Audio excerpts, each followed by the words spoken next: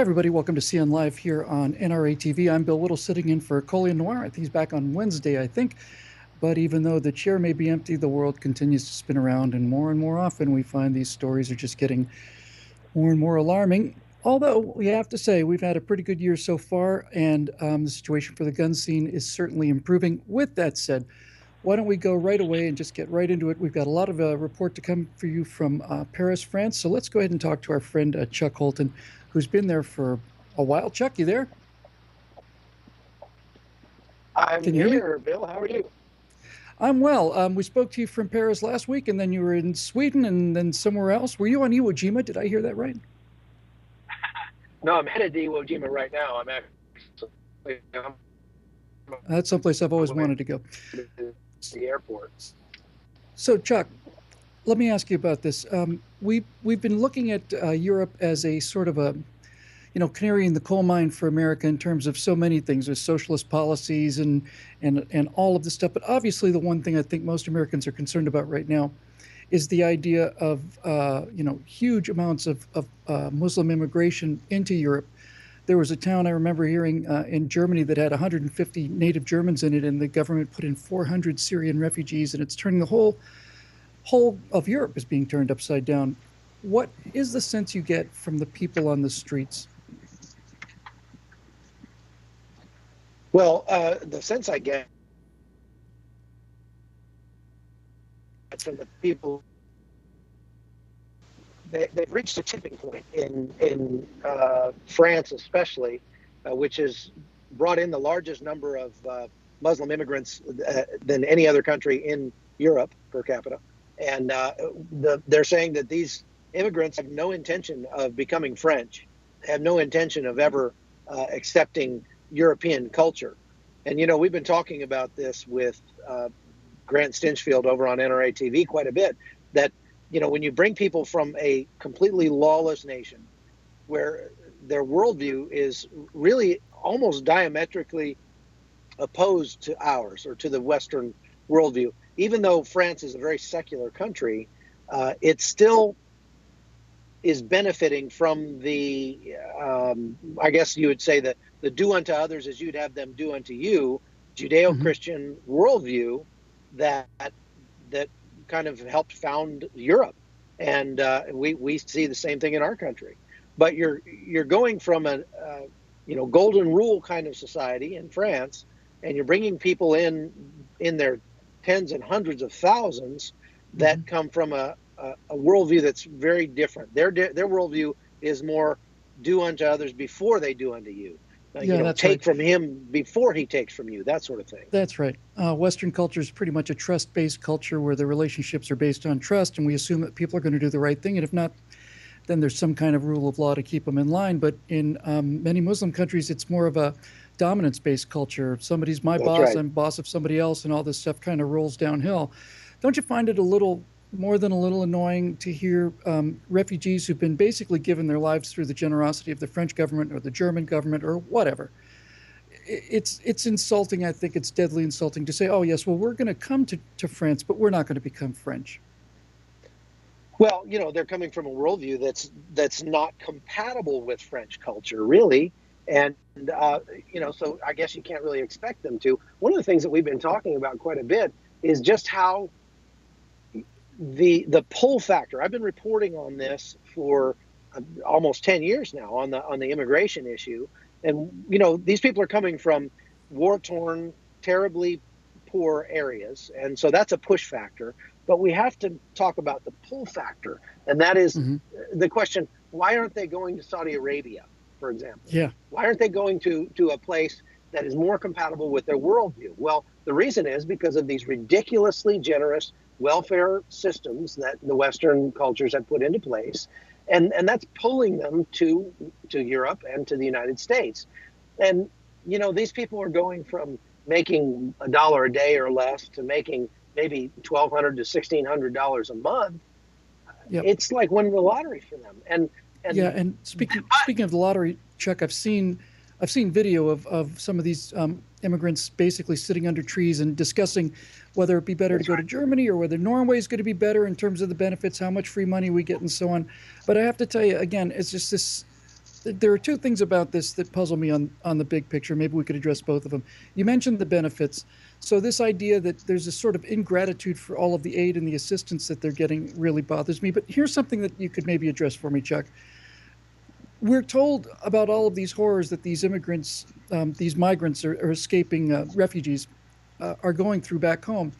But they almost all seem to be military aged men. And for people like you and me, we're not going to leave wives and mothers and daughters and young boys and old men in a war zone. We're going to get them out first. It seems a little odd to me that all of these strong young men were the ones to make it out. And what happened to their families? How could they possibly leave those people behind?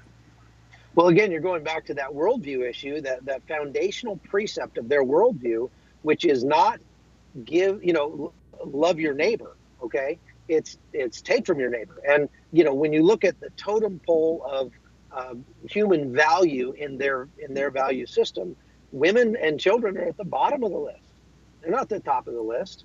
And one of That's the things that you'll hear a lot of liberals say is that the journey is so arduous that these people decided to come and establish a foothold, and later on they would bring their women and children over. There is undoubtedly but some of that. However, I asked these people point blank, people from Syria, people from Somalia, people from Afghanistan, Nepal, some of these very Muslim countries, and asked them, where are your women?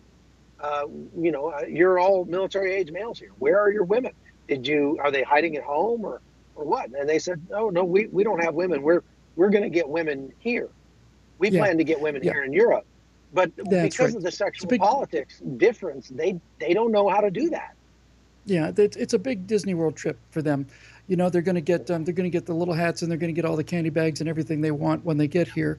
And I don't know how you feel about it. I don't know how the average Frenchman or woman feels about it, but to me, this lack of gratitude, this horrible attitude, this sense of, well, we're going to leave our women and children behind. We've got some French women over there or some Swedish women over there, and we'll nab a couple of those. And what's the best possible benefits we can have?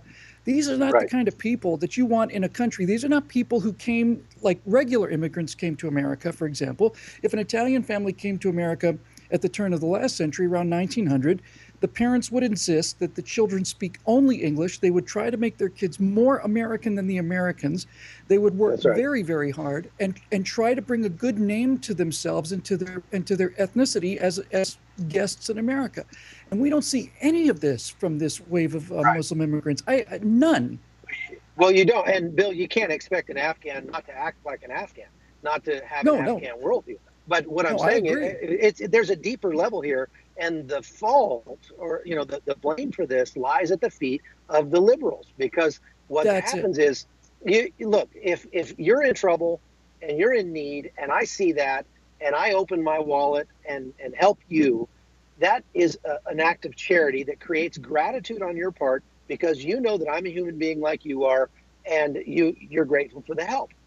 But when these liberals try to step between you and me and take from me at the point of a gun, essentially, Yeah. through taxes, and say you didn't earn that, and then give to you, now you're receiving help not from an individual, not from another person like you, but you're receiving From the help from state. an impersonal organization.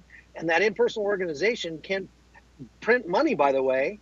And Hmm. so they instead, if they got $600, they have every reason to say, oh, why wasn't it $800? And That's that's right. why And you see these that's guys exactly right. saying maybe we should go to Norway instead of Germany or whatever, because they're just looking for the biggest payout. We And what that creates, and I've seen this all over the world, what that creates is not gratitude.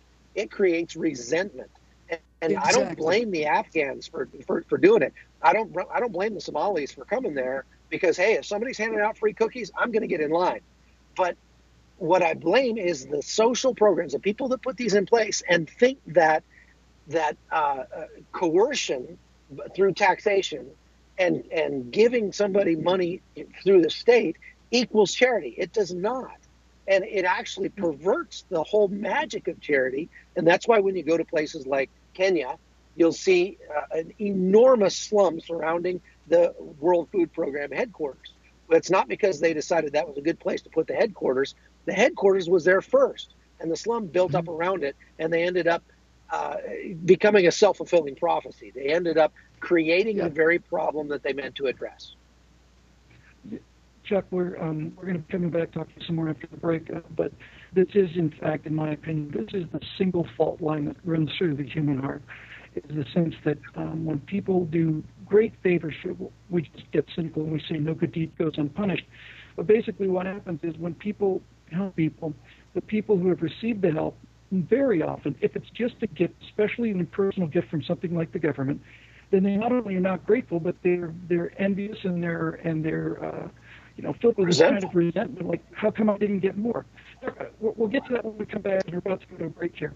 But we really do have a problem with this issue, and it's something we're all going to have to look at very seriously, because it's not producing, we're not in it for the gratitude, but it's not producing any kind of a sense from the people who are helping that the help should stop. Well, we'll be back in just a few minutes. We'll continue our talk with our friend Chuck Holton over in Paris. This is Bill Whittle sitting in for Colin Noir, and this is CN Live on NRATV.